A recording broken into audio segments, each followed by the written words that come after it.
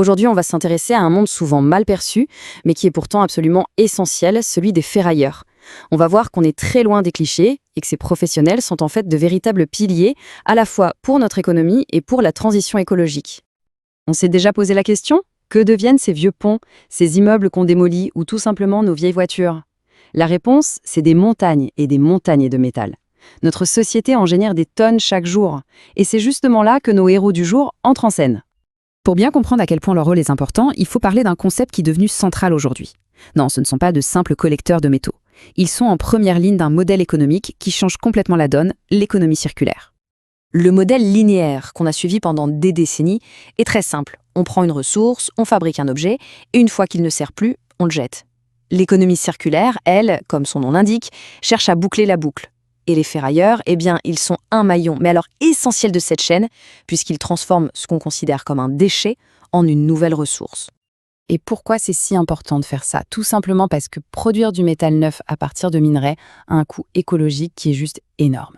L'extraction minière, il faut le savoir, c'est l'une des industries les plus polluantes au monde. Pour donner une idée, chaque tonne de métal qu'on recycle permet d'économiser jusqu'à 95% d'énergie. C'est colossal. Et ça évite tout un processus destructeur pour la planète. Le ferrailleur, en fait, il intervient juste au bon moment. Il intercepte le déchet métallique avant qu'il ne finisse enfoui quelque part et il le réinjecte tout au début du cycle de production. C'est une action qui est directe, concrète, avec un impact immédiat pour l'environnement. Alors, qui sont vraiment ces professionnels et qu'est-ce qu'ils recherchent exactement? Il faut tout de suite oublier les idées reçues. Le métier s'est énormément modernisé et surtout, il s'est structuré.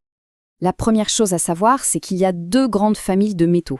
D'un côté, les métaux ferreux, qui contiennent du fer, comme l'acier ou la fonte. Ils sont magnétiques et ce sont les plus courants. De l'autre, les non ferreux, le cuivre, l'aluminium, le zinc.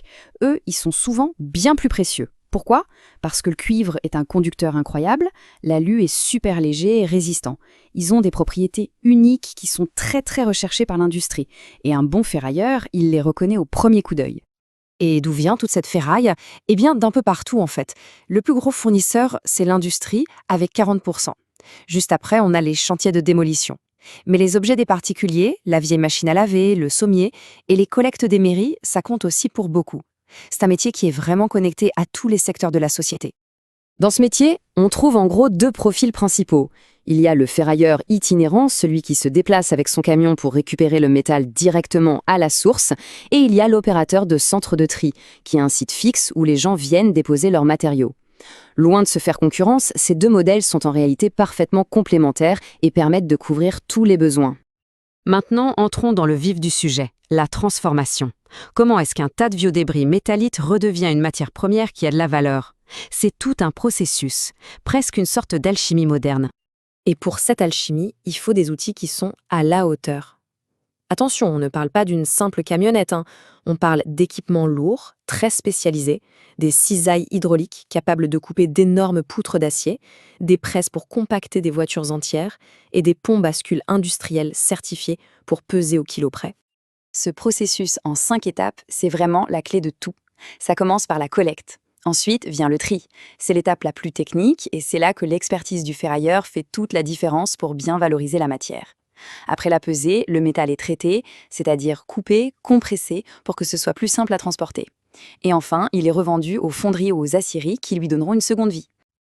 Là, il faut tordre le cou à une idée reçue. Non, cette activité n'est pas une zone de non-droit, bien au contraire. Au fil des années, elle est devenue de plus en plus encadrée pour garantir plus de transparence et d'efficacité. Cette chronologie le montre très bien. Le vrai tournant, c'est 2011. Cette année-là, une loi a interdit tous les paiements en espèces pour l'achat de métaux. Ça a radicalement assaini le secteur. D'un coup, c'est devenu beaucoup plus transparent et ça a permis de lutter très efficacement contre le recel de métaux volés, comme le cuivre des lignes de train par exemple.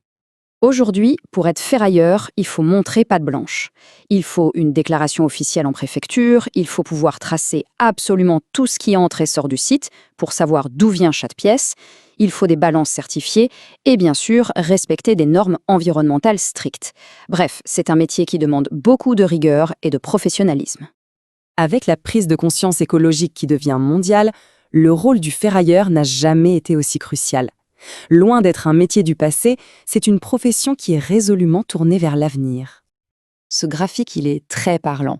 D'un côté, on voit que l'extraction minière stagne, voire diminue. De l'autre, la demande pour les métaux recyclés, elle, explose littéralement.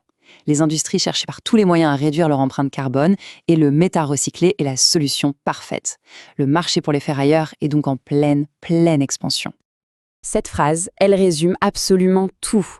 Leur travail de tous les jours a un impact qui est global. En donnant une seconde vie à ces matériaux, ils réduisent notre dépendance aux ressources de la planète et ils participent, très concrètement, à la construction d'un monde plus durable.